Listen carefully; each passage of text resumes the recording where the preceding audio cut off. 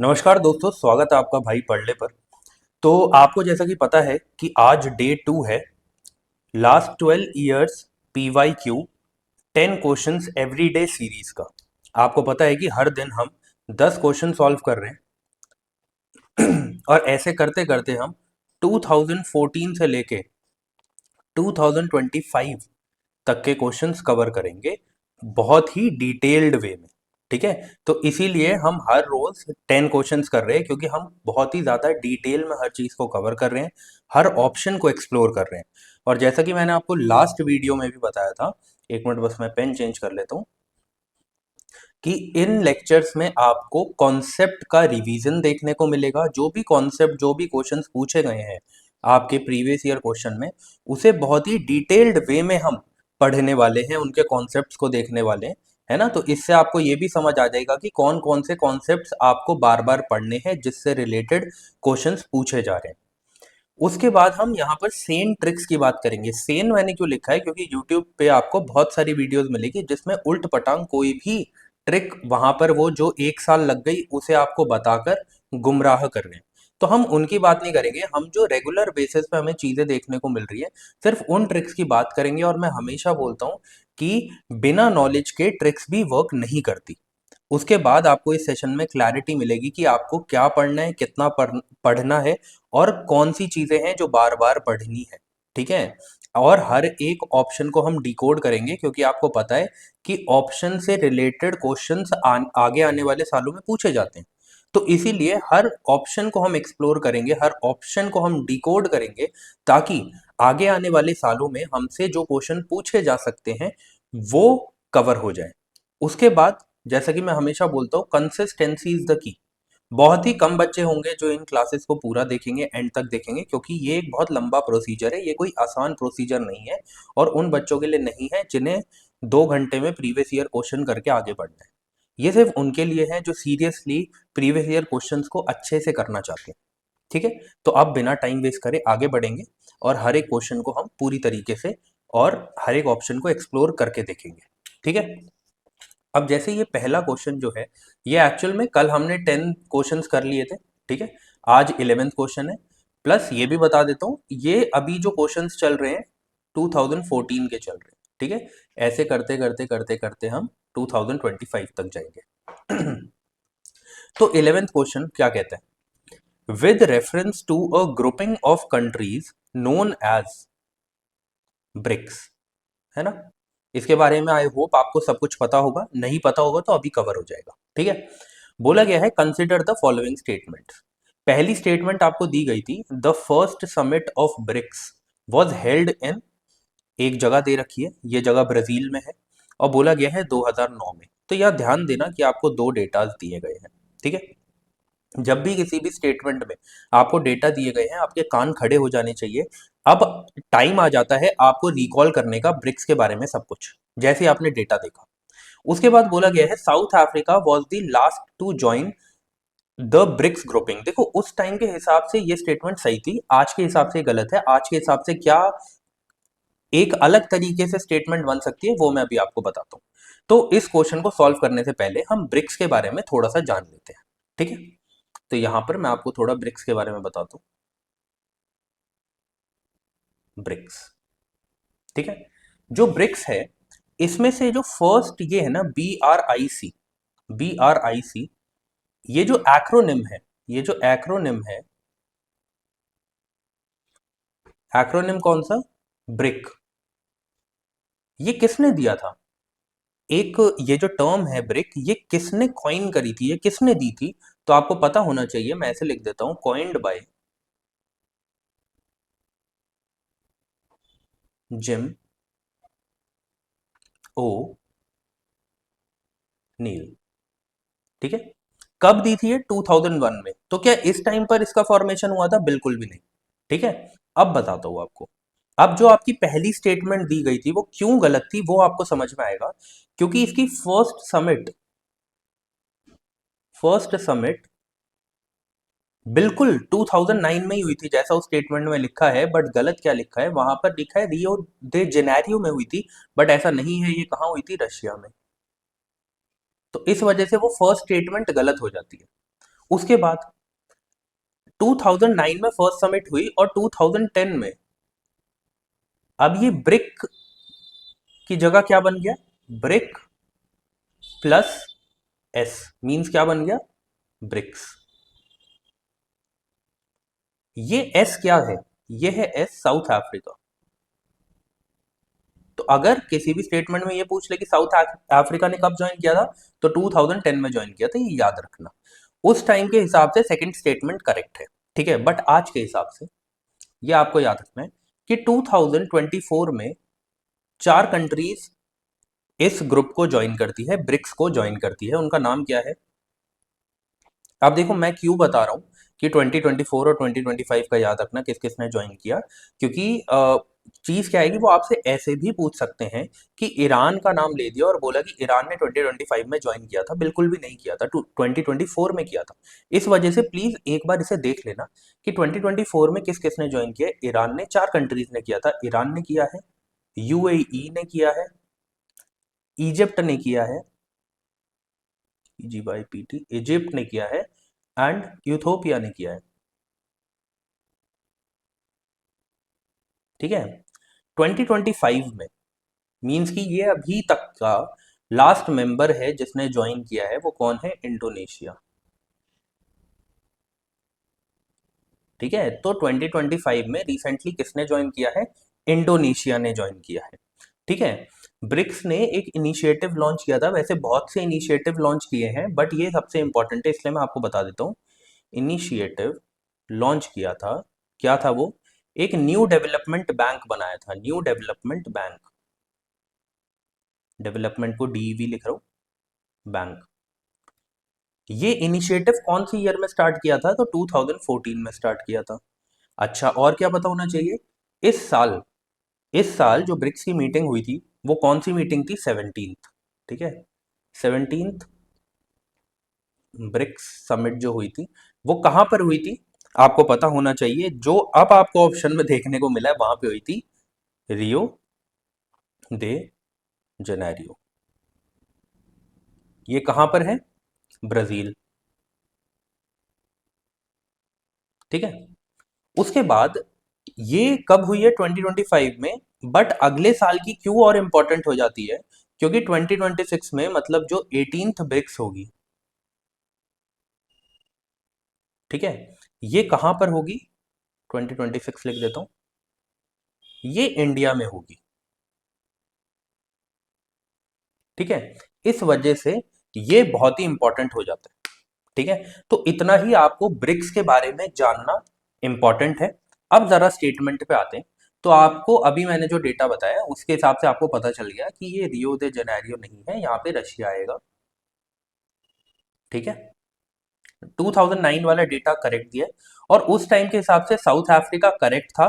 But आज के हिसाब से, ठीक है, करंटली की बात करूं, करंटली जो लास्ट है वो कौन सी है? इंडोनेशिया, ठीक है।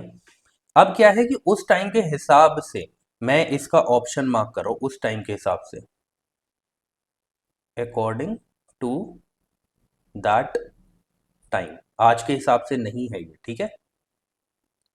आगे बढ़ते हैं। अब ये आपको क्वेश्चन दिया गया था, ठीक है। यहां पे बोला गया था कि कंसिडर द फॉलोइंग डिजीजेस, ठीक है। डिप्थेरिया दे रखा है, चिकन पॉक्स दे रखा है और स्मॉल पॉक्स दे रखा है, और बोला गया है इनमें से कौन से डिजीज है जो इराडिकेट कर दिए गए थे इंडिया से, ठीक है। अब तक इराडिकेट हो गए हैं इंडिया से, चाहे वो तब का डेटा हो या आज का डेटा हो, सेम है, ठीक है। क्यों? क्योंकि आपको देखो, उस टाइम पर आपको ये क्वेश्चन देखने को मिलेगा तो आप इस क्वेश्चन में कंफ्यूज होगे, ठीक है, क्योंकि कोई भी इस चीज को याद नहीं रखता कि कौन कौन से डिजीजेस मतलब कि इंडिया से इराडिकेट हो चुके हैं, ठीक है। किसी को इतना ज्यादा डीपली चीजें याद नहीं होती। बट अगर कॉमन सेंस यूज करें तो आपको पता है कि स्मॉल पॉक्स तो इसका राइट आंसर नहीं हो सकता। क्यों? क्योंकि स्मॉल पॉक्स इंडिया में इसके केसेस आना बंद हो चुके हैं, ठीक है। तो आप इसको एलिमिनेट कर सकते थे। वहीं पर चिकन पॉक्स, चिकन पॉक्स तो आज भी हमें देखने को मिलता है ना। तो मतलब जो भी सेकंड ऑप्शन जहां पर भी होगा वो हमारा राइट ऑप्शन तो नहीं हो सकता। तो फिर हमारे पास दो ही ऑप्शन बचे थे, कि या तो थर्ड ही इरेडिकेट हुआ है या तो नन। ठीक है, तो अब क्योंकि आपको पता है कि स्मॉल पॉक्स के केसेस अब इंडिया में देखने को नहीं मिलते, हो सकता है आपको ना पता हो, बट उसके हिसाब से ये आंसर था थर्ड। बट क्या सिर्फ इतने इंपॉर्टेंट है ये क्वेश्चन करके आगे बढ़ना? नहीं। अब डिप्थेरिया एक ऐसी चीज है जो मैक्सिमम लोगों को नहीं पता होगा कि क्या होती है। तो क्या पता आगे आने वाले सालों में आपसे ये पूछ लिया जाए कि डिप्थेरिया जो है वो कौन से किस पैथोजन की वजह से होता है, चिकन पॉक्स किसकी वजह से होता है, स्मॉल पॉक्स किसकी वजह से होता है। तो इस वजह से आपको इन ऑप्शंस के बारे में जानना इंपॉर्टेंट हो जाता है। तो इसीलिए मैं आपको बताता हूँ, जैसे डिप्थेरिया है वो क्या है, एक सीरियस बैक्टीरियल इन्फेक्शन है। मैं यहाँ पे लिख देता हूँ, ये एक बैक्टीरियल बैक्टीरियल इन्फेक्शन है। ठीक है, ये किसकी वजह से होता है? कॉज्ड बाय, ठीक है, यहां पे मैं लिख देता हूं, एक पैथोजन है जिसका नाम है कॉरिए बैक्टीरियम, कॉरिए बैक्टीरियम, और आगे जो डिजीज का नाम है डिप्थेरिया। ठीक है, इसीलिए यहीं से इसका नाम पड़ा है। ओके, अब इसके बारे में पता चल गया। अब इससे ये कैसे स्प्रेड होता है, ये कैसे स्प्रेड होता है इसके बारे में भी जान लेते हैं, स्प्रेड कैसे होता है। ठीक है, जैसे आपने देखा होगा कोई कफ कर दे, किसी एक एक पर्सन ए है जिसे डिप्थेरिया है, एक पर्सन बी है जो एकदम फिट है। तो अगर डिप्थेरिया जिसको है वो पर्सन आके कफ कर दे उसके सामने या स्नीज कर दे, तो उसके थ्रू भी ये डिजीज फैल सकता है। मतलब क्या है, कंटागियस है। ठीक है, कंटाजियस है। आगे बढ़ते हैं। ठीक है, अ, इसको मैं ऐसे लिख देता हूँ, cough and sneezing.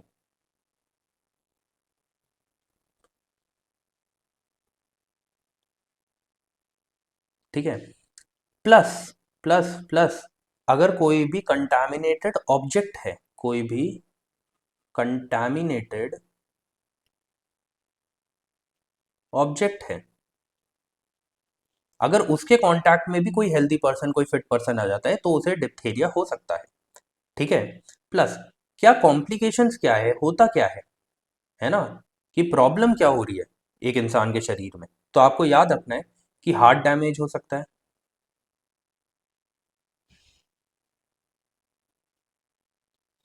Plus kidney failure आपको देखने को मिल सकता है। किडनी, प्रॉपरली लिख देता हूँ, किडनी फेलियर आपको देखने को मिल सकता है। ठीक है, और क्या क्या देखने को मिल सकता है, नर्व डैमेज और पैरालिसिस भी आपको देखने को मिल सकता है। Nerve damage plus paralysis. ठीक है, ये प्रॉब्लम भी आपको देखने को मिल सकती है। वहीं पे चिकन पॉक्स के बारे में सबको पता है ना, स्पॉट्स हो जाते हैं पूरे शरीर पर। तो जो चिकन पॉक्स है, बट इसमें क्या याद रखो आपकी, किसकी वजह से होता है, ये एक वायरस की वजह से होता है। ठीक है, और उस वायरस का नाम क्या होता है, वेरिसेल जोस्टर वायरस। ठीक है, ऐसे ही जो हमारा स्मॉल पॉक्स है वो भी एक वायरस की वजह से ही होता था। इंडिया में इट हैज बीन इरेडिकेटेड। ठीक है, तो आपको याद रखना है। अगर मैं इसके बारे में और चलो मैं बाद में ये डेटा लिखवा देता हूँ, पहले मैं ये लिखवा देता हूँ कौन से वायरस की वजह से होता है। तो ये होता है वेरियोला की वजह से। ये इरेडिकेट किया गया था, नाइन, देखो इसका जो लास्ट केस है, ऐसे लिखवा देता हूँ, ऐसे याद रहेगा, 1975 में देखा गया था। 1975 में इसका लास्ट केस देखा गया था। इसी वजह से इरेडिकेट कर दिया गया था, मतलब ऐसी घोषणा कर दी गई थी कि ये इरेडिकेट हो चुका है। कब? 2 साल बाद, 1977 में। ऐसे याद रखोगे कि लास्ट केस 1975 में मिला और इरेडिकेट हो गया था 1977 तक। अब आप बोलोगे क्या सबको ऐसे याद रखना पड़ेगा? नहीं, क्योंकि ये ऑप्शंस में दिख गया आपको, इस वजह से ये डेटा याद रख लो। याद रखना ऐसा नहीं होता कि एक बार ही पढ़ा हो गया। इन चीजों को आप बार बार रिवाइज करोगे तो आपके दिमाग में अपने आप बैठ जाएगा। ठीक है, आगे बढ़ते हैं।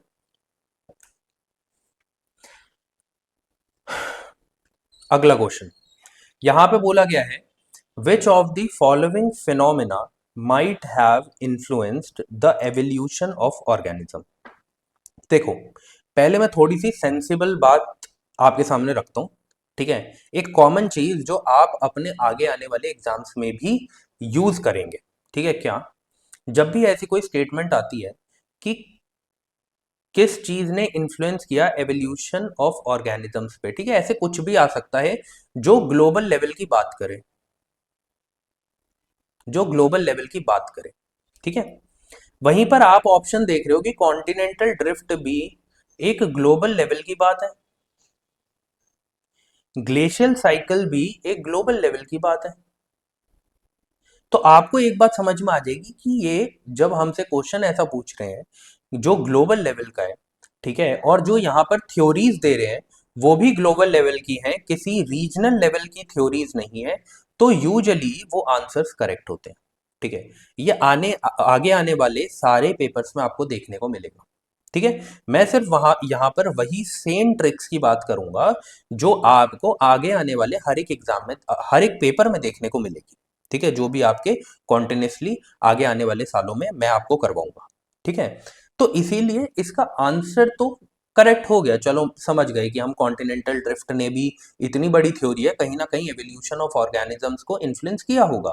ग्लेशियल साइकिल इतनी बड़ी थ्योरी है कि कहीं ना कहीं एवोल्यूशन ऑफ ऑर्गेनिज्म को इन्फ्लुएंस किया होगा, चलो मान लिया। बट क्या सिर्फ इतना ही पढ़ना है? नहीं, अब तो काम शुरू हुआ है। अब तो हमें समझना है कि यार ये कॉन्टिनेंटल ड्रिफ्ट थ्योरी है क्या, और कैसे इसने एवोल्यूशन ऑफ ऑर्गेनिज्म को इन्फ्लुएंस किया। ये ग्लेशियल साइकिल है क्या, और इसने एवोल्यूशन ऑफ ऑर्गेनिजम्स को कैसे इन्फ्लुएंस किया है। तो अब हम समझते हैं। यहां पर मैं कॉन्टिनेंटल ड्रिफ्ट थ्योरी से स्टार्ट करता हूं, और ग्लेशियल साइकिल बहुत छोटा टॉपिक है। ठीक है, तो वो हम लास्ट में करेंगे, पहले ये पढ़ते हैं। कॉन्टिनेंटल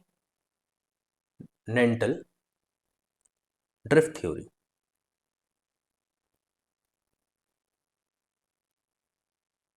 ठीक है, इस थ्योरी को एक और नाम से जाना जाता है, वो क्या है? अ, एक मिनट, वेगनर्स हाइपोथेसिस। उस टाइम पर इसको हाइपोथेसिस बोला गया था क्योंकि तब तक प्लेट टेक्टोनिक थ्योरी नहीं आई थी। ये थ्योरी आई थी 1912 में। ठीक है, किसने दी थी? एल्फ्रेड वेगनर ने। ठीक है, ये 1912 में आई थी, तब तक प्लेट टेक्टोनिक थ्योरी नहीं आई थी। प्लेट टेक्टोनिक थ्योरी हमें 1960s में देखने को मिली थी, 65 67 में। ठीक है, तो अब ये जो पूरी थ्योरी है ये बेस थी उस प्लेट टेक्टोनिक थ्योरी पे। इस वजह से इतनी अच्छी थ्योरी देने के बावजूद भी इनके लाइफ टाइम में, इनके जीवन काल में, इन्हें इस चीज का कोई क्रेडिट नहीं मिल पाया। ठीक है, वाइडली एक्सेप्टेड थ्योरी है, नहीं बन पाई। ठीक है, बट इस थ्योरी में क्या क्या था वो हम डिस्कस कर लेते हैं। इन्होंने बोला कि पहले, जैसे ये समझ लो ये हमारी पूरी अर्थ है। ठीक है, बोला इसमें एक बहुत बड़ा सुपर कॉन्टिनेंट है। ठीक है, बहुत बड़ा एक सुपर कॉन्टिनेंट है जो सिर्फ एक ही लैंड मास है। तो इसको बोला था कि ये सुपर कॉन्टिनेंट है।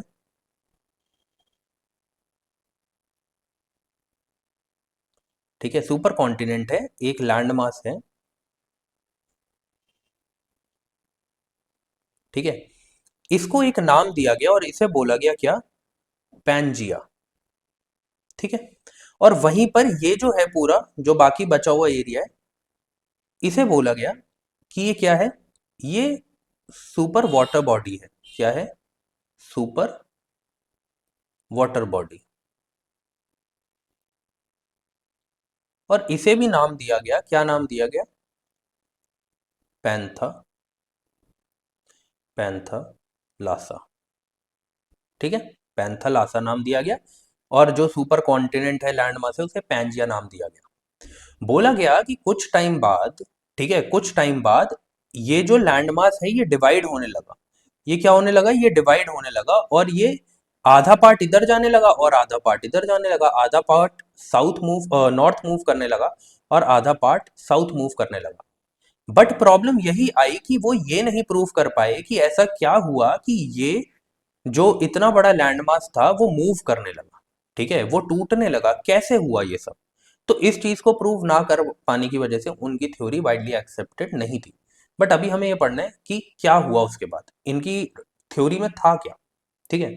तो ये जो आपको ब्रेकिंग देखने को मिली, ये ब्रेकिंग हुई लगभग 200 मिलियन ईयर्स अगो, ठीक है। उस टाइम पर इन्होंने बोला ये अलग अलग होने लगी, और ये वो कैसे बोल सकते थे कि ये अलग अलग होने लगी, उसके लिए इन्होंने बहुत सारे एविडेंस दिए, ठीक है। उसमें से जो कुछ एविडेंस थे वो रॉक फॉर्मेशन से रिलेटेड भी थे, ठीक है, और कुछ फॉसिल एविडेंस भी थे, ठीक है। तो सबसे पहले मैं आपको बताता हूँ क्या था फॉसिल एविडेंस के लिए। मैंने पीछे एक डायग्राम ऐड किया, पहले मैं आपको ये बताता हूँ रॉक फॉर्मेशन कैसे बोला।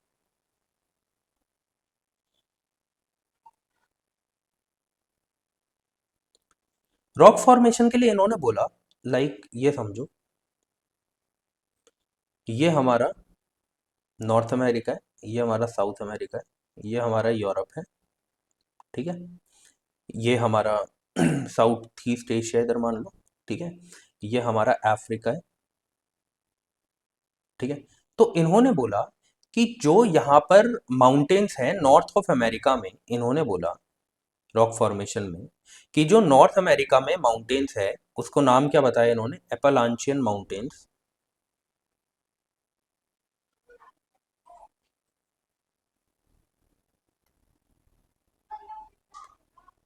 ये कहाँ पे, नॉर्थ अमेरिका में, ठीक है। बोला गया कि ये अलाइन हो रही है, ALIGNED, अलाइंड विद कौन सी माउंटेन्स के साथ, कैलेडोनियन माउंटेन्स के साथ। ये कैलेडोनियन माउंटेन्स कहाँ पे, ये आपको स्कॉटलैंड में देखने को मिलेगी, ठीक है। अभी पीछे डायग्राम है, वहां पे सब कुछ समझ में आ जाएगा। वहीं पे इन्होंने बोला जो ये ब्राजील है, जो ये ब्राजील है आपको देखने को मिलेगा, मैं तो यहाँ पे ऐसे बॉक्सेस बनाए हैं बस दिखाने के लिए, मैं आगे यहाँ पे दिखा दूंगा आपको, ठीक है।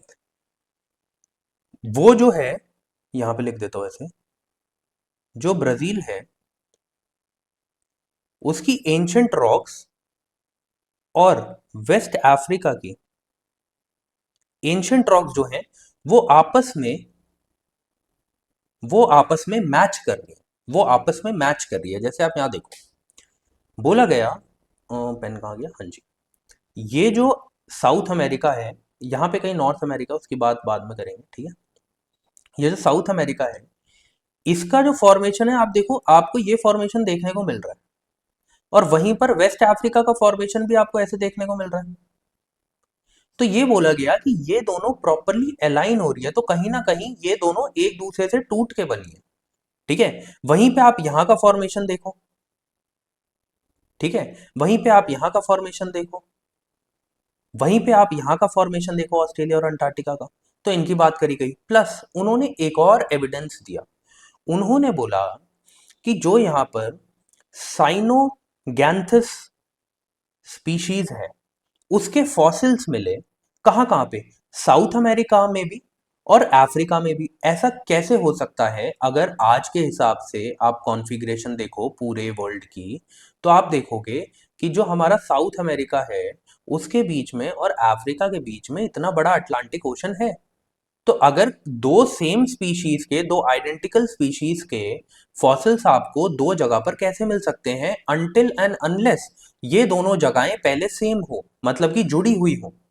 तो एक उन्होंने एविडेंस किसका दिया, साइनोग्नाथस का, ठीक है। उसके बाद ये आए मेजोसॉरस के ऊपर, उन्होंने कहा वही सेम चीज आपको मेजोसॉरस के साथ देखने को मिलेगी कि साउथ अमेरिका और अफ्रीका में जहां पर ये चीज अलाइन कर रही है, ठीक है, वहां पर इन दोनों के फॉसिल्स मिल रहे हैं। पर वही बात आती है कि अगर ये दोनों पहले एक नहीं थे, तो इतने बड़े अटलांटिक ओशन के होने के बावजूद भी सेम जगह आइडेंटिकल स्पीशीज के फॉसिल्स कैसे देखने को मिल रहे हैं।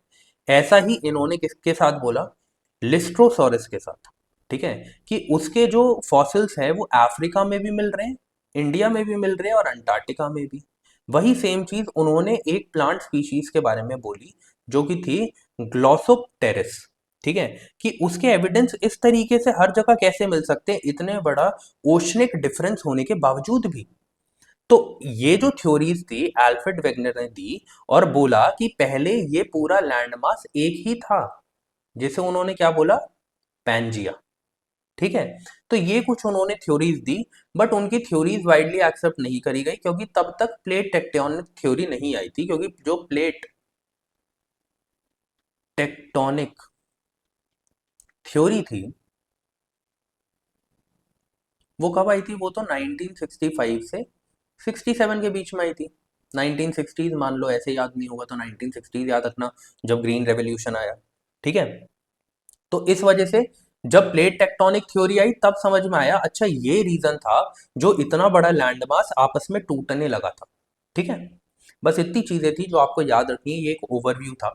प्लस अब आपको समझ में आया कि कैसे ऑर्गेनिजम्स, और जो हमें यहाँ पे बोला गया था कि ऑर्गेनिजम्स का एवोल्यूशन है उसे कैसे कॉन्टिनेंटल ड्रिफ्ट ने इन्फ्लुएंस किया, ठीक है। और ऊपर से बोला गया था माइट हैव में तो वो चीजें भी आ जाएंगी जहां पर थोड़ा सा भी इन्फ्लुएंस हुआ हो किसी भी चीज की वजह से, किसी भी थ्योरी की वजह से। तो ऐसे ऑप्शंस का यूजुअली जो करेक्ट ऑप्शन होता है वो बोथ 1 और 2 ही होता है। अब ग्लेशियल साइकिल्स क्या होती हैं उसके बारे में भी बता देता हूँ। ये छोटा सा यहाँ पे कॉलम लेता हूँ, ठीक है, क्या बताना है, 1 मिनट। ग्लेशियल साइकिल, ठीक है। ग्लेशियल साइकिल क्या है एक्चुअल में, आप देखते हो आइस शीट्स को, ठीक है, आइस शीट्स को, ठीक है। टेम्परेचर डिफरेंस की वजह से, टेम्परेचर डिफरेंस की वजह से आपको इन आइस शीट्स में एक्सपेंशन और कॉन्ट्रैक्शन देखने को मिलेगा, ठीक है। एक्सपेंशन और कॉन्ट्रैक्शन देखने को मिलेगा। जब भी एक्सपेंशन होता है सिर्फ ग्लेशियल साइकिल की वजह से, जब भी एक्सपेंशन होता है तो उस टर्म को बोला जाता है ग्लेशियल पीरियड, ठीक है। और जब भी कॉन्ट्रैक्शन होता है तो उसे बोलते हैं इंटर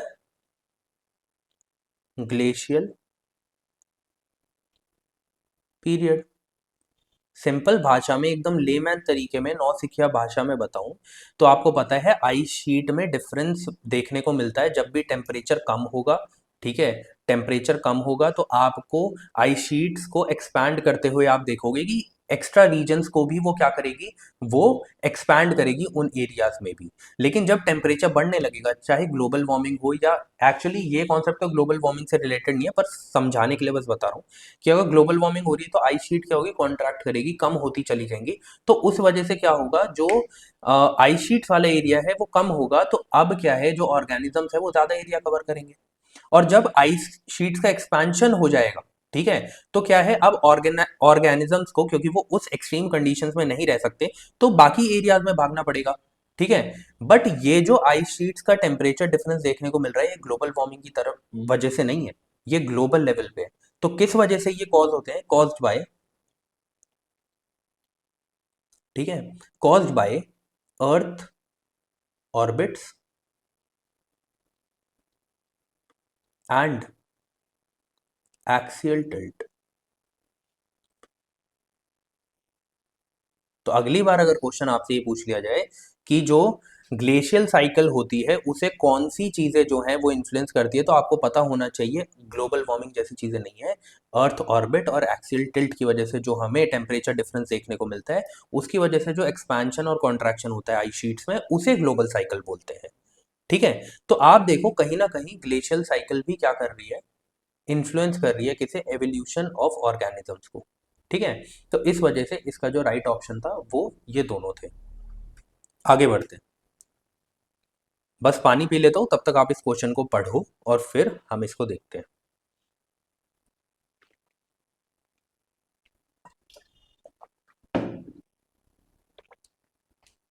अब देखिए, ये है एक ऐसा क्वेश्चन जहां पर आपको इसके बारे में पूरी तरीके से नॉलेज नहीं होगी, बट फिर भी कॉमन सेंस से आप इस क्वेश्चन को कर सकते हो। जैसे कि बोला गया है कि पोचिंग के अलावा, पोचिंग आपको पता है ना क्या करते हैं, कि एनिमल को मारा जाता है उनकी स्किन या उनके कोई भी बॉडी पार्ट को यूज करने के लिए, ठीक है। तो other than poaching, what are the possible reasons for the decline in population of Ganga rivers dolphin, ठीक है। जो गंगा रिवर्स के डॉल्फिन है, उनकी उनका जो डिक्लाइन देखने को मिल रहा है उनकी पॉपुलेशन में, पोचिंग के अलावा उसके पीछे क्या रीजंस हो सकते हैं, ठीक है। अब बोला गया है कि क्या construction of dams and barrages की वजह से क्या इनके ऊपर फर्क पड़ा है, इनकी पॉपुलेशन की डिक्लाइन देखने को मिली है इस वजह से। बिल्कुल, आपको पता है जब डैम्स बना दिए जाते हैं तो वाटर लेवल कम होता है, ठीक है। जब बैरेजेस बनाए जाते हैं तो जो एरिया है वो कंस्ट्रेंड हो जाता है एक जगह, मतलब कि अब वो उतना फ्रीली मूव नहीं कर सकते, तो उसकी वजह से भी उनके पॉपुलेशन में डिक्लाइन देखने को मिलता है। बिल्कुल सही बात है। अब बोला गया है increase in the population of crocodiles in river. देखो, ये कोई भी पॉसिबल रीजन नहीं है। अगर आप थोड़ी सी भी कॉमन सेंस लगाओ तो आपको ये बात समझ में आएगी, ठीक है, कि क्योंकि क्रोकोडाइल्स की जो पॉपुलेशन है वो इंक्रीज हो रही है, उसकी वजह से डॉल्फिन्स की पॉपुलेशन डिक्रीज हो जाएगी, ये बिल्कुल भी सही स्टेटमेंट नहीं है। तो अगर मैं यहीं से जाऊं ना, तो थर्ड ऑप्शन को एलिमिनेट करके मैं अपने राइट ऑप्शन तक पहुंच जाऊंगा। पर इस सेशन का काम ये नहीं है आपको आंसर बताना है, इस सेशन का काम है आपको एक ओवरऑल अंडरस्टैंडिंग देना, ठीक है। तो इसलिए नेक्स्ट ऑप्शन को देखते हैं। Getting trapped in fishing nets accidentally, बिल्कुल ठीक बात है ना। जब भी आप देखोगे कि नेट्स डाले जाते हैं फिशिंग के लिए, अब डॉल्फिन जो है वो फिशिंग कम्युनिटी का एक पार्ट नहीं है, ठीक है। डॉल्फिन्स के प्रिजर्वेशन में आपने देखा होगा ये सारी चीजें बैन करी हुई है, ठीक है। तो बिल्कुल ऐसा है कि जब वो एक्सीडेंटली ट्रैप हो जाती है तो उनकी पॉपुलेशन में इस वजह से डिक्लाइन देखने को बिल्कुल मिलेगा, ठीक है। अब ऐसा तो है नहीं कि डॉल्फिन्स जो है ये लाखों की तादाद में है, ठीक है। तो अगर एक डॉल्फिन भी पकड़ी जा रही है, दो भी, 10 भी, 20 भी, साल में 100 भी, तब भी इनकी पॉपुलेशन में एक बड़ा डिक्लाइन देखने को मिल रहा है। फिर उसके बाद सिंथेटिक फर्टिलाइजर, देखो जो भी पॉल्यूशन क्रिएट करेगा वाटर बॉडी में, वो तो एक पॉसिबल रीजन होगा, ठीक है। अब उसके हिसाब से यहाँ पर शायद ऑप्शंस में and other agriculture crop fields in the vicinity of reverse, एक मिनट, यहाँ पे शायद ऑप्शंस में प्रॉब्लम है। अ, चलो, इस क्वेश्चन को एक बार मैं देखूंगा, फिर आपको कमेंट सेक्शन में मैं इसका राइट आंसर बता दूंगा। मुझे लग रहा है यहाँ पर टाइपिंग में कुछ प्रॉब्लम हुई है, ठीक है। आगे बढ़ते हैं। हाँ, ये दोनों तो करेक्ट हैं, ठीक है। इसके बारे में आई सी की ये ऑप्शंस में प्रॉब्लम है या फिर अ, ये उन्होंने राइट आंसर नहीं दिया था, ठीक है। क्योंकि आपको पता है कि कमीशन का अपना ही आंसर होता है, इस वजह से जो कमीशन का आंसर है वो मैं आपको देख के बताऊंगा। अभी आगे बढ़ते हैं। यहाँ पे बोला गया है रेड क्लिफ लाइन कमेटी, ठीक है। रेड क्लिफ लाइन नहीं है, रेड क्लिफ कमेटी है, इन्होंने रेड क्लिफ लाइन बनाई थी, ठीक है। तो अगर आपको ना इस क्वेश्चन को करने के लिए आपको कमेटी के बारे में जानना जरूरी नहीं था, अगर आपको इतना भी पता होता कि रेड क्लिफ लाइन क्या है, तो आप इस क्वेश्चन को सॉल्व कर लेते। रेड क्लिफ लाइन क्या है?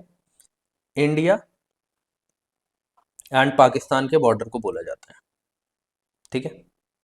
इंडिया एंड पाकिस्तान के बॉर्डर को बोला जाता है। अब इस ऑप्शन में आपको यही ढूंढना था कि कहां पर इंडिया और पाकिस्तान से रिलेटेड चीज दे रखी है। तो आपको दिख गया यहाँ पे, delimit the boundaries between India and Pakistan. वैसे इंफॉर्मेशन के लिए ये जो कमेटी थी ये 1947 में बनाई गई थी, ठीक है। क्या कुछ और याद रखना है?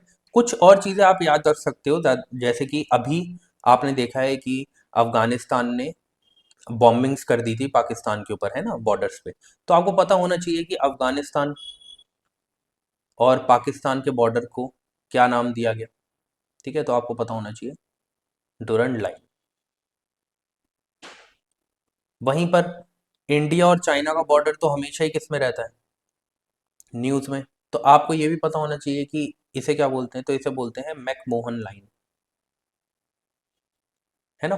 अब यहां से क्वेश्चन पूछा है, क्या पता अगली बार यहां से कहीं से पूछ ले, तो इस वजह से ये आपको पता होना चाहिए था। आगे बढ़ते हैं। यहां पे बोला गया है कि brominated flame retardants are used in many household products like mattresses and upholstery. अब ये जो अपहोल्स्टरी है ये क्या है ना, आधे तो इसमें कंफ्यूज हो जाएंगे लैंग्वेज देख के, बट कोई बात नहीं, हम आगे बढ़ते हैं, एक ओवरऑल सेंस के साथ क्वेश्चन को देखेंगे, फिर मैं आपको इसका मतलब भी समझा दूंगा। बोला गया है why is there some concern about their use, कि इनके यूज के बारे में क्या कंसर्न है। ठीक है, रिटार्डेंट्स हैं तो केमिकल बेस्ड ही होंगे, और ऊपर लिखा भी है कि ब्रोमिनेटेड है, मीन्स ब्रोमाइन है इसमें। ठीक है, तो आपको पता है जहां पे ब्रोमीन और फ्लोरीन दिख जाए आपको समझ जाओ कि एनवायरनमेंट को हार्म कर रहे हैं, जहां पर भी ब्रोमीन या फिर फ्लोरीन दिख जाए तो आप समझ जाओ कि वो एनवायरनमेंट को हार्म करेंगे। अब उसके हिसाब से ही देखते हैं, फिर मैं आपको ये भी बता देता हूँ ये ब्रोमिनेटेड फ्लेम रिटार्डेंट्स क्या है, ये अपहोल्स्टरी क्या है। ठीक है, तो यहाँ पे बोला गया है ये हाईली रेजिस्टेंट होते हैं किसके लिए, डिग्रेडेशन इन द एनवायरनमेंट। ठीक है, they are able to accumulate in human and animals. ठीक है, पहले मैं आपको इसके बारे में बताता हूँ, फिर इस इन ऑप्शंस को एक्सप्लोर करते हैं। ब्रोमिनेटेड फ्लेम रिटार्डेंट्स मतलब BFR। ठीक है, इन्हें शॉर्ट फॉर्म में BFR भी बोलते हैं। ये क्या होते हैं, लिखवाने से पहले बोल के बता देता हूँ। ये एक ऐसे केमिकल्स होते हैं जो प्लास्टिक्स में, टेक्सटाइल्स में, इलेक्ट्रॉनिक्स में ऐड किए जाते हैं। क्यों, ताकि जब भी आग लगे तो उसके स्प्रेड को कंट्रोल किया जा सके, वो जितनी कम हो सके, उसके लिए ये ब्रोमिनेटेड फ्लेम रिटार्डेंट्स को ऐड किया जाता है उन मटेरियल्स में। ठीक है, तो मैं यहाँ पे अब आपके लिए एक प्रॉपर डेफिनेशन लिखता हूं, ताकि अगर आगे जाकर आपके एग्जाम में डायरेक्टली पूछ लिया जाए कि BFR क्या है तो आपको पता हो। तो यहाँ पे लिख देता हूं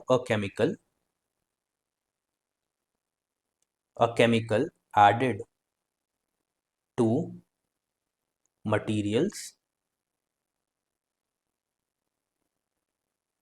a chemical added to materials like, जैसे मैंने आपको बताया कि प्लास्टिक्स, है ना, टेक्सटाइल्स में भी,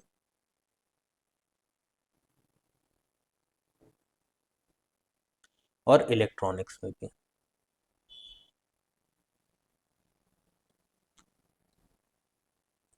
ठीक है, इलेक्ट्रॉनिक्स में क्यों ये किया जाता है, टू स्लो डाउन, और prevent, to prevent spread of fire. ठीक है, इसीलिए BFR को यूज किया जाता है। अब बात आती है अपहोल्स्टरी, ये क्या है। देखो, आपने देखा होगा जो आपके सोफे होते हैं, ठीक है, उनके ऊपर आपने देखा है ना एक मोटा सा गद्दा होता है ना, मोटा सा गद्दा होता है चेयर के ऊपर, या कोई भी ऐसी चीज ले लो आप। अबे चेयर बना देता हूँ, मेरी ड्राइंग तो माशाल्लाह है, पर फिर छोड़ो, कोई बात नहीं।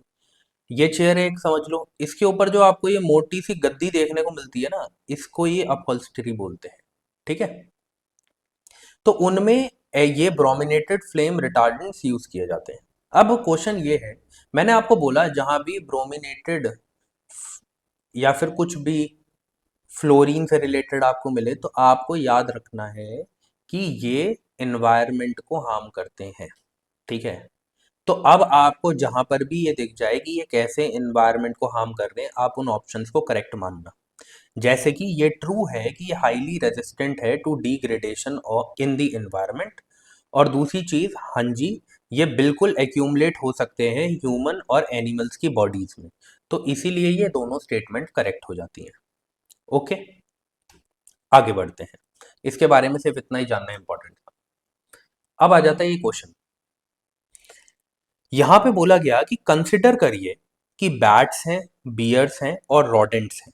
ठीक है, अगर कोई भी ये क्वेश्चन करेगा तो उन्हें इन दोनों के बारे में तो चलो समझ में आ जाएगा, बट बात आती है रॉडेंट्स, यही नहीं पता होता रॉडेंट्स क्या है। ठीक है, तो चलो कोई बात नहीं, रॉडेंट्स को भी डिस्कस कर लेंगे क्योंकि आगे आने वाले साल में भी आपको रॉडेंट से रिलेटेड क्वेश्चंस देखने को मिलेंगे। तो वो इसीलिए डाला है कि अगर किसी ने प्रीवियस ईयर क्वेश्चंस को पढ़ा है तो उसको समझ आ जाएगा कि रॉडेंट्स पढ़ना इंपॉर्टेंट है। ठीक है, क्योंकि प्रीवियस ईयर में दिया गया था। अब यहाँ पे बोला गया है कि द फिनोमिनन ऑफ हाइबरनेशन। अब हाइबरनेशन भी जानना पड़ेगा, हाइबरनेशन क्या है। ठीक है, मेजॉरिटी ऑफ लोगों को ये पता होगा, बहुत सिंपल चीज़ है। बोला गया है कि इनमें से कौन से एनिमल्स हैं, इन तीनों में से, जो हाइबरनेशन को फॉलो करते हैं। ठीक है, अब देखो क्या है कि पहले इसे समझो, ये हाइबरनेशन क्या है।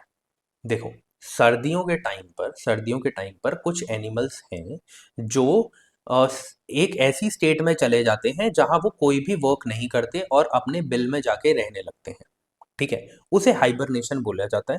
इंग्लिश में बोले तो ऐसे लिख सकते हैं, state of being asleep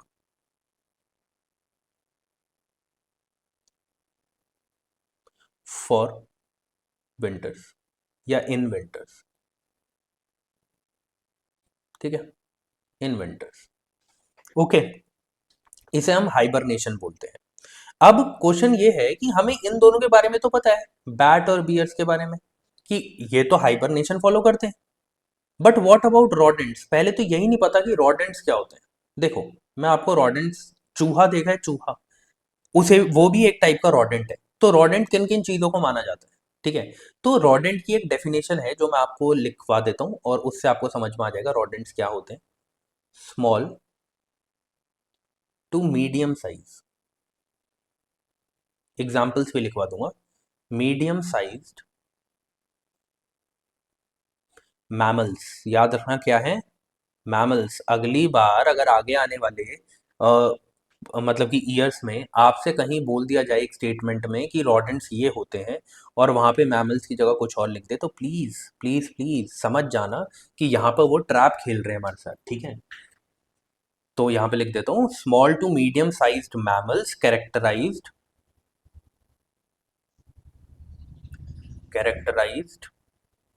bye a single pair single pair of, आगे वाले दांत देखे ना, चूहे के बढ़ते ही जाते हैं, वही लिखा है यहाँ पे कि पेयर ऑफ कॉन्टिन्यूसली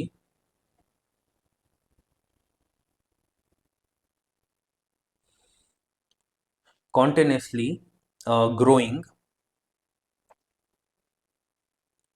इंसाइजर्स। आगे वाले दांत होते हैं ना, उनको बोलते हैं incisors. Incisors in both upper and lower jaws. यहाँ पे लिख देता हूँ जॉज। अब इनके अगर एग्जाम्पल देखें हम, इसको मैं इस तरीके से ऐसे कर देता हूँ। ठीक है, अगर आप इसके एग्जाम्पल्स देखना चाहो तो इसके जो एग्जाम्पल्स हैं, जैसे कि आपने फ्लाइंग स्क्विरल देखी है ना, या स्क्विरल भी इसका एग्जाम्पल है। स्क्विरल हो गई, फ्लाइंग स्क्विरल हो गई।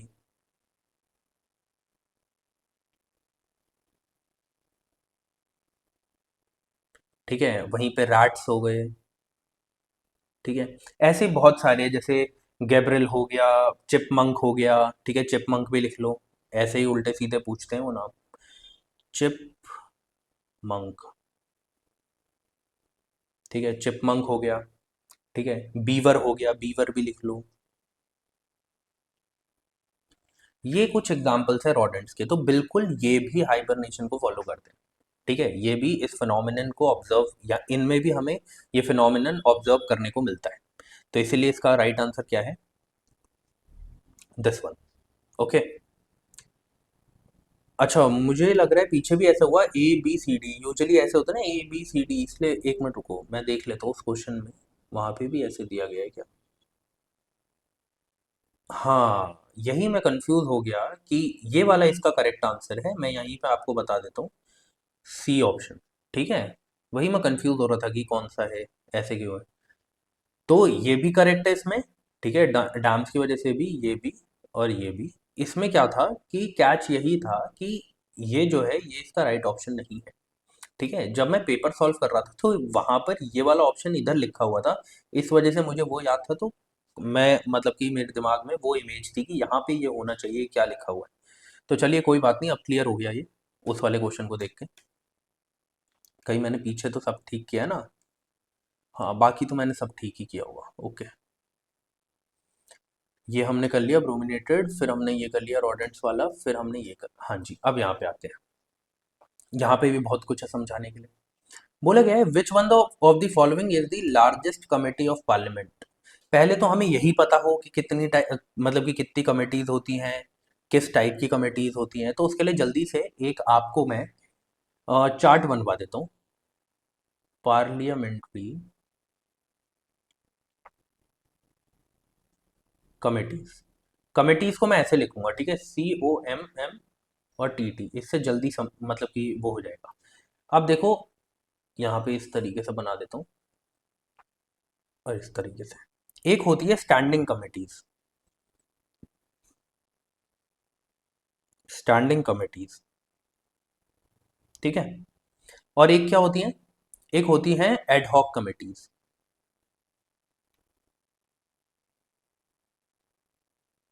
ठीक है। जो स्टैंडिंग कमेटीज होती हैं वो परमानेंट होती है,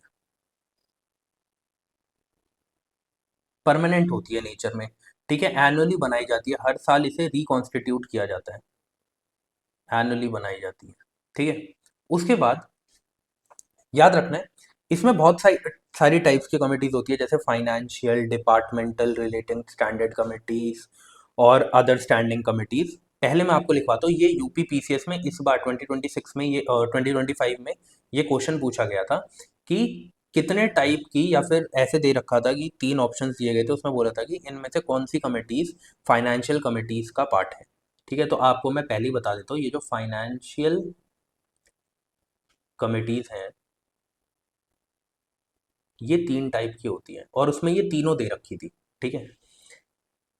ऐसे लिखता हूँ, पहली कौन सी है, पब्लिक अकाउंट कमेटी, PAC बोलते थे, पब्लिक अकाउंट कमेटी। सेकंड कौन सी है, एस्टीमेट कमेटी, एस्टीमेट्स कमेटी,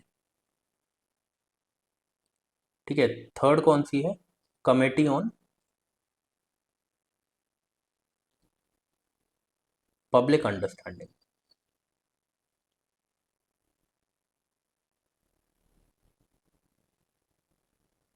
डिंग्स, ठीक है। ये जो PAC होती है, इसमें टोटल 22 मेंबर्स होते हैं, ठीक है,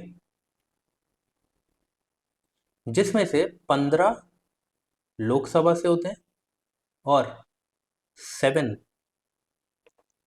राज्यसभा से होते हैं, ठीक है। वहीं पर जो एस्टीमेट कमेटी होती है, ये सबसे बड़ी कमेटी होती है, जो क्वेश्चन पूछे गए पीछे, सबसे बड़ी कमेटी होती है, इसमें 30 मेंबर्स होते हैं, ठीक है। और 30 के 30 कहाँ से होते हैं, लोकसभा से होते हैं। वहीं पर यहाँ पे आ जाओ, इसमें वही सेम 22 मेंबर्स होते हैं, और सारे के साथ, सॉरी, 15 कहाँ से होते हैं, लोकसभा से, और जो 7 होते हैं वो कहाँ से होते हैं, राज्यसभा से, ठीक है। अब और भी टाइप की कमेटीज हैं, बिल्कुल और भी टाइप की कमेटीज है, जैसे कुछ कमेटीज है डिपार्टमेंटल, डिपार्टमेंटल को ऐसे लिख रहा हूँ, ठीक है, departmental related standing committees,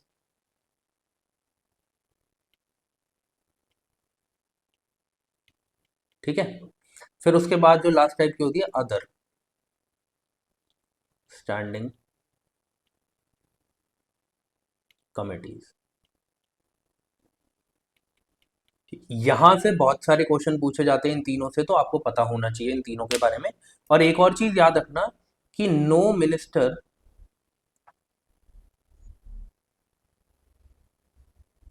is member of these committees,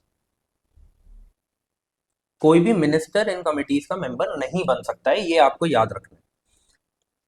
उसके बाद आ जाओ एडहॉक कमिटीज पे, ये इसका उल्टा है, टेम्परेरी। ये कमिटीज कब बनाई जाती है, जब भी इनकी जरूरत हो कोई स्पेसिफिक पर्पस के लिए, तो मैं ऐसे लिख देता हूं, constituted constituted constituted for specific purpose. ठीक है, जैसे कि इसके एग्जाम्पल है, एक बोलते हैं हम जेपीसी। जेपीसी, ये जो जेपीसी होता है ये होता है जॉइंट पार्लियामेंट्री कमेटी। ठीक है, ऐसे ही इंक्वायरी कमेटी हो गई, आईसी इंक्वायरी कमेटी, ये सारे इसके एग्जाम्पल होते हैं। बस ये याद रखना है टेम्परेरी होते हैं और कोई स्पेसिफिक पर्पस के लिए इन्हें बनाया जाता है, ये इंपॉर्टेंट है। अब क्वेश्चन पे आओगे तो आपको बोला गया लार्जेस्ट कौन सी है, तो मैंने आपको बताया कि एस्टिमेट्स कमेटी जो है वो सबसे लार्जेस्ट होती है। क्यों? 30 मेंबर होते हैं, और 30 के 30 कहाँ से होते हैं? लोकसभा से। वहीं पर इधर कितने होते हैं? 22, 22। 15 कहाँ से? लोकसभा से, और 7 कहाँ से? राज्यसभा से। सेम इसमें होता है। ठीक है, तो अभी हम इसको करके आगे बढ़ते हैं, इतना आपको समझना था बस। अब देखो ये क्वेश्चन है। अब ये क्वेश्चन भी बहुत सिंपल है अगर आप कॉमन सेंस लगाओ तो। ठीक है, बहुत सारे क्वेश्चन जो है इस एग्जाम में कॉमन सेंस से होते हैं। लाइक यहाँ पे बोला गया कि which of the following adds or add carbon dioxide to carbon cycle. अब याद रखना, कार्बन साइकिल ग्लोबल लेवल का है, ग्लोबल लेवल का फिनोमेना है। ठीक है, तो बहुत सारी चीजें इसके अंडर आएगी, बस आपको ये देखना है इसमें कि कौन सी बिल्कुल भी नहीं आ सकती, जिसका 0% चांस है, बस वो ढूंढ लो। अगर इन ऑप्शंस में ऐसी कोई चीज है तो सिर्फ उसे ही काटो। अगर किसी का 1% भी चांस है, ठीक है, तो उसे आप नहीं काट सकते। जैसे कि वॉल्केनिक एक्शन अगर मैं देखूं तो वॉल्केनिक एक्शन में अगर आपने पढ़ा होगा तो कोई बात नहीं, तो बहुत अच्छी बात है, लेकिन नहीं पढ़ा होगा तो कोई बात नहीं, मैं आपको बता देता हूँ। इसमें जो प्राइमरी गैस होती है वॉल्केनिक इरप्शन जब होता है तो उसमें होती है वाटर वेपर। ठीक है, आगे आने वाले एग्जाम्स में भी आपको ऐसे क्वेश्चन देखने को मिलेंगे कि वॉल्केनिक इरप्शन में प्राइमरी गैसेस कौन सी होती है, तो मैं इधर ही बता देता हूँ ताकि वहां पर आपको याद आ जाए, है ना, तब आप समझ पाओगे कि कैसे चीजें जो है वो कनेक्ट करी जा रही है हर साल एग्जाम्स में। ठीक है, और कौन सी है? CO2 plus SO2। ठीक है, कार्बन डाइऑक्साइड, सल्फर डाइऑक्साइड। उसके बाद रेस्पिरेशन, आपको पता है इसमें क्या होता है? Carbon dioxide. फोटोसिंथेसिस, अरे भाई फोटोसिंथेसिस में तो आपको पता है कि ट्रीज क्या करते हैं, कौन सी गैस निकालते हैं? ऑक्सीजन। तो मुझे पता चल गया ये तो 0% चांस है इसका, तो कि ये तो भाई कार्बन डाइऑक्साइड निकाल ही नहीं सकता, ये तो कार्बन डाइऑक्साइड को यूज करते हैं। ठीक है, तो वैसे तो एक ही ऑप्शन से मुझे आंसर मिल गया। ठीक है, 3 कहाँ पे? अच्छा, अभी भी 2 बचे। हाँ, अब बचे डीके ऑफ ऑर्गेनिक मैटर। यहां पर 2 इंपॉर्टेंट प्राइमरी गैसेस हैं जो निकलती है, कौन कौन सी है? CO2 प्लस मीथेन, जिसे हम लिखते हैं CH4। क्या है? मैं लिख देता हूं यहाँ पे मीथेन। तो इसी वजह से आप अगर इसे देखोगे तो हमें CO2 कहाँ देखने को मिल रही है? वॉल्केनिक एक्शन के टाइम पे भी, इरप्शन के टाइम पे भी, रेस्पिरेशन में तो ऑब्वियसली, और डिके ऑफ ऑर्गेनिक मैटर में भी। तो राइट ऑप्शन क्या है? C। बट अभी आपको इसमें क्या याद रखना है कि वॉल्केनिक इरप्शन के टाइम पर प्राइमरी गैसेस कौन सी हैं, डिके ऑफ ऑर्गेनिक मैटर में प्राइमरी गैसेस कौन सी है, ये आपको याद होना चाहिए, रट्टा मार लो। ठीक है, आगे बढ़ते हैं। बोला गया है, देखो, अब ये जो क्वेश्चन है ना, अभी पानी पी लेता हूँ, आप पढ़ो फिर बताता हूँ।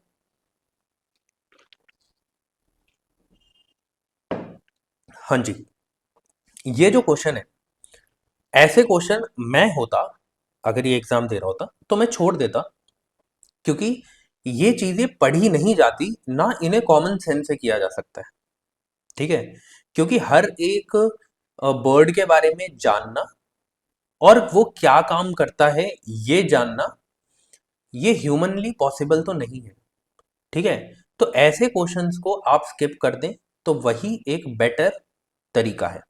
बाकी इसका क्या आंसर है मैं बता देता हूँ, एक बार क्वेश्चन पढ़ लेता हूँ और आपके सामने यहाँ पर ऑप्शंस पढ़ देता हूँ और आपको आंसर बता देता हूँ। इसमें कुछ समझने वाला नहीं है। बोला गया, if you walk through country side, you are likely to see some birds stalking alongside the cattle to seize the insect, है ना। आपने देखा होगा कि आप जब फार्म लैंड पे या कहीं ऐसी जगह जाते हैं जहाँ पर बहुत सारे कैटल है, तो वहाँ पे बहुत सारे बर्ड्स जो हैं वो घूमते रहते हैं, ठीक है। किस लिए?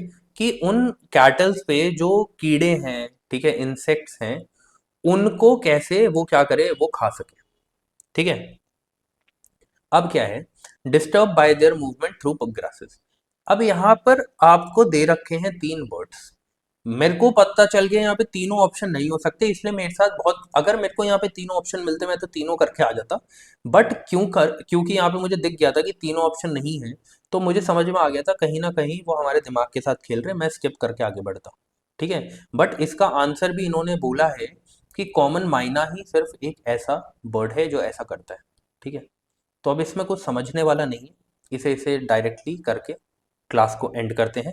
अभी बहुत सारे क्वेश्चन है ऐसे, ठीक है। आपको पता है 2014 के ही अभी पहुंचे हम 20th क्वेश्चन पे, रोज 10 क्वेश्चंस करते हैं 2014 पे, अभी 20 क्वेश्चंस कंप्लीट हो चुके हैं, ठीक है। ऐसे करते करते हमें कहाँ तक जाना है, 2025 तक। ये जो क्लासेस हैं ये आपको मंडे से लेके फ्राइडे मिलेंगी, ठीक है। 2 दिन सैटरडे संडे नहीं मिलेंगी। यहीं पर इसी चैनल पर आपको मंथली करंट अफेयर्स देखने को मिलेगी, जहां पर बहुत ही कॉम्प्रिहेंसिव तरीके से, जैसे मैं आपको प्रीवियस ईयर क्वेश्चन करवा रहा हूं, ऐसे ही हर एक इंपॉर्टेंट टॉपिक, चाहे वो पॉलिटी का हो, चाहे वो इंटरनेशनल रिलेशंस का हो, चाहे वो अ, आपको कोई भी टॉपिक हो, ठीक है, वो आपको मैं करवाऊंगा, ठीक है। तो मिलते हैं अपनी अगली क्लास में, मीन्स कल। तब तक के लिए जय हिंद।